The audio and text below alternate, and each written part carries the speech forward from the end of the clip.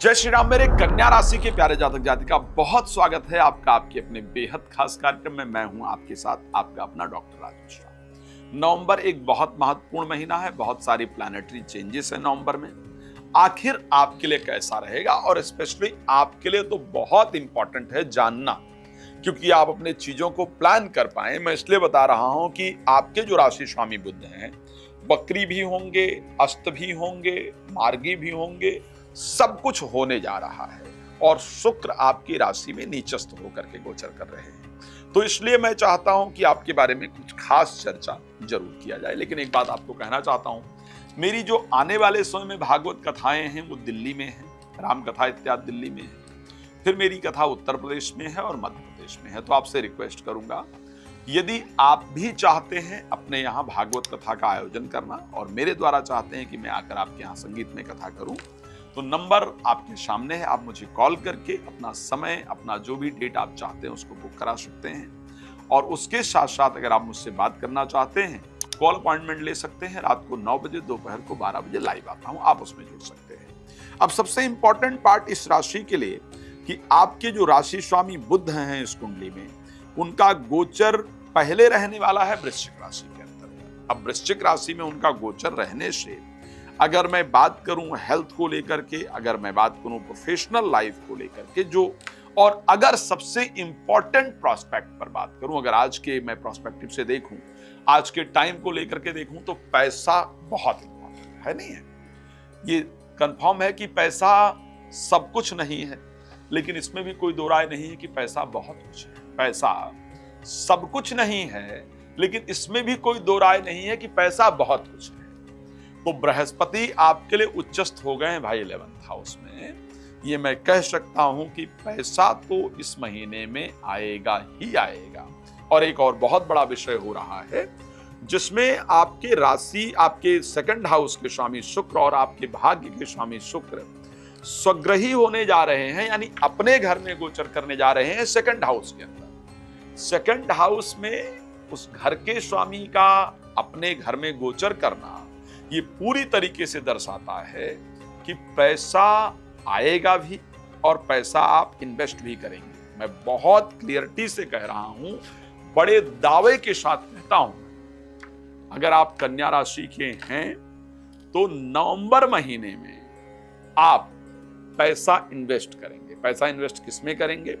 Share market में कर सकते हैं, प्रॉपर्टी में आप चाहे जरूर करेंगे, गोल्ड इत्यादि खरीदेंगे, घर में ये जरूर खरीदेंगे। ये मैं कह सकता हूं, नवंबर का महीना है, आप प्लीज नोट कर लीजिएगा। और आपके पास ऑप्शन है ये कहने का कि सर आपने सही बताया या गलत बताया, आप लिख सकते हैं। मुझे, मैं एक्सेप्ट करता हूं हमेशा कि मैं आप लोगों को अपना परिवार मानता हूं। सो ऐसे कंडीशन के अंतर्गत आप पैसा इन्वेस्ट करेंगे, इस प्रकार की कंडीशन दिख रही है।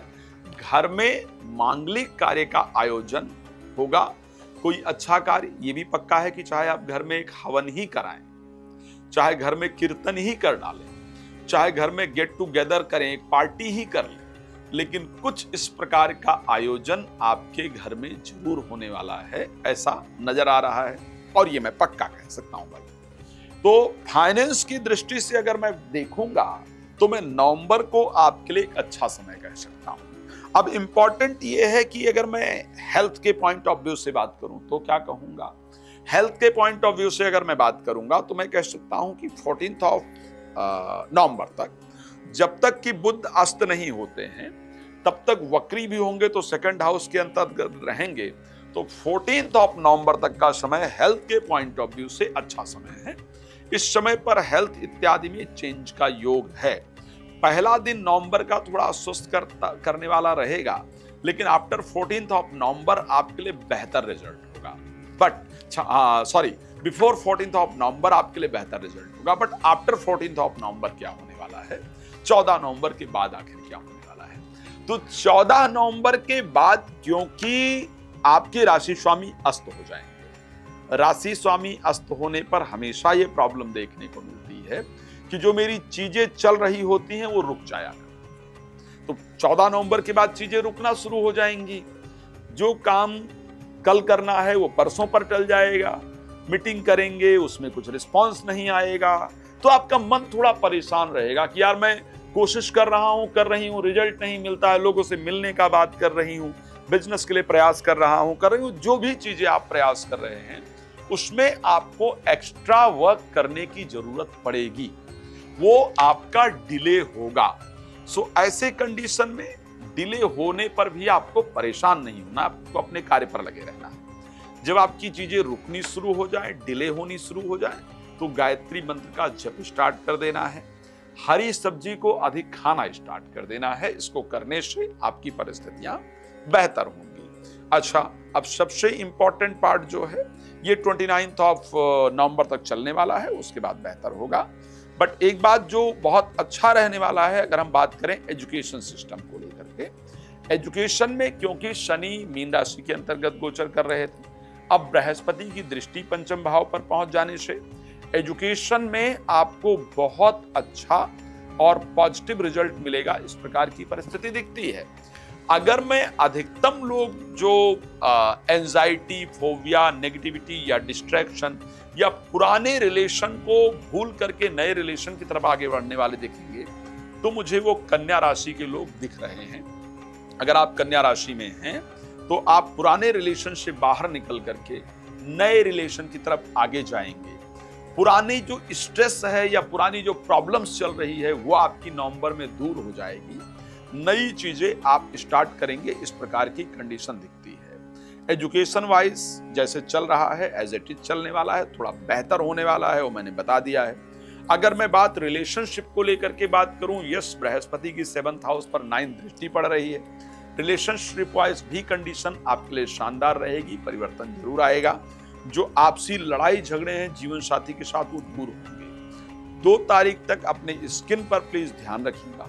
आफ्टर 2 ऑफ नवंबर आपका स्किन जो है वो कंडीशन उसकी बेहतर होगी। ओके, सो आप इस चीज को ध्यान रखेंगे, भगवान कृपा करें। मैं जानता हूं आप लोग अपने नौकरी के प्रमोशन इत्यादि के बारे में जानना चाहते हैं। मैं आपको कहना चाहता हूं कि नौकरी से रिलेटेड भी जो चीजें हैं 14 ऑफ नवंबर से पहले जो अप्लाई करेंगे उसमें अच्छा रिजल्ट आएगा। आफ्टर 14 ऑफ नवंबर कोई डिसीजन नहीं लीजिएगा, उसका फायदा नहीं होगा आपको। बट मैं नौकरी इत्यादि की दृष्टि से परिस्थिति अच्छी देख सकता हूं। भगवान आप सबको प्रसन्न रखें। मैं चाहता हूं कि एक बार अगर डिटेल में आपको जानना है तो आप मुझे कॉल कर सकते हैं, नंबर तो आपके सामने दिख ही रहा है। रात को 9 बजे, दोपहर को 12 बजे लाइव भी आता हूं, आप मुझसे लाइव जुड़ सकते हैं और बात कर सकते हैं, वो फ्री होता है। बिफोर या आफ्टर लाइव आप मुझे कॉल अपॉइंटमेंट लेना होगा, वो भी आपको नंबर है और आप करके मुझे कॉल कर सकते हैं। बाकी राम कथा, भागवत कथा के लिए अगर आप मुझसे बात करना चाहते हैं तो कॉल कर सकते हैं। धन्यवाद आप सबका जुड़ने के लिए। जय श्री राम।